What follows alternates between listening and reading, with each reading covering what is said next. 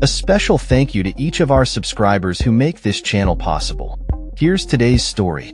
In a bold and controversial announcement, President Donald Trump declared on Tuesday that he intends to direct federal law enforcement intervention in the cities of Chicago and Baltimore.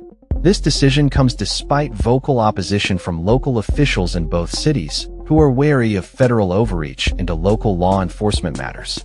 Trump stated, "We're going in. I didn't say when," leaving many to speculate about the timeline and implications of such an action.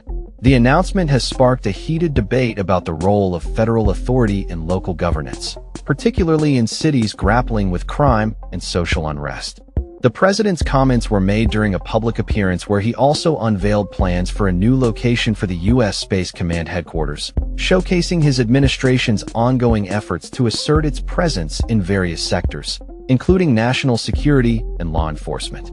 Trump's remarks come at a time when tensions between federal and local authorities are particularly pronounced, as cities like Chicago and Baltimore continue to face significant challenges related to crime and public safety. In response to Trump's announcement, local officials in both Chicago and Baltimore expressed their discontent and concern about the potential for federal intervention. Chicago's Mayor, Lori Lightfoot, and Baltimore's Mayor, Brandon Scott, have both emphasized the importance of local control over policing and have questioned the effectiveness of federal troops in addressing the complex issues their cities face. Trump's plans have drawn scrutiny not only from local leaders, but also from political analysts and commentators. Many are questioning the legality and constitutionality of deploying federal troops to cities without the consent of local governments.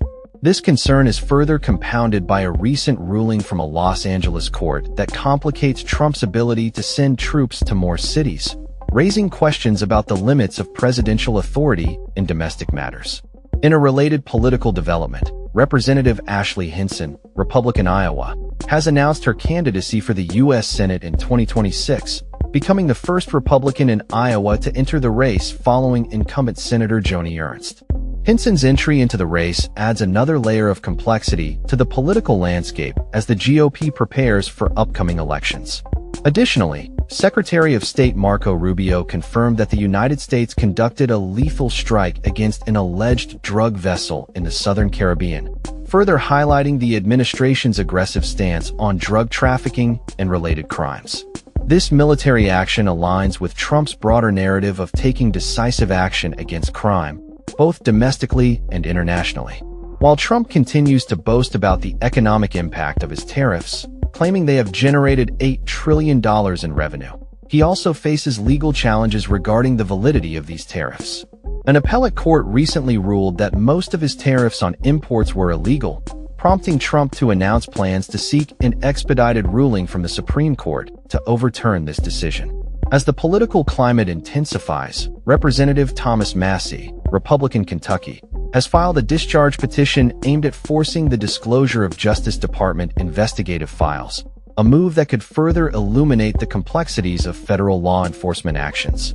In summary, Trump's announcement to deploy federal law enforcement in Chicago and Baltimore has ignited a firestorm of debate over federal versus local authority, the legality of such actions, and the broader implications for governance in the United States. As local leaders push back against the president's plans, the nation watches closely to see how this situation unfolds and what it means for the future of policing and public safety in America. That's all for this story. We upload videos every day covering many different subjects, so hit that subscribe button to stay informed. Thanks for watching.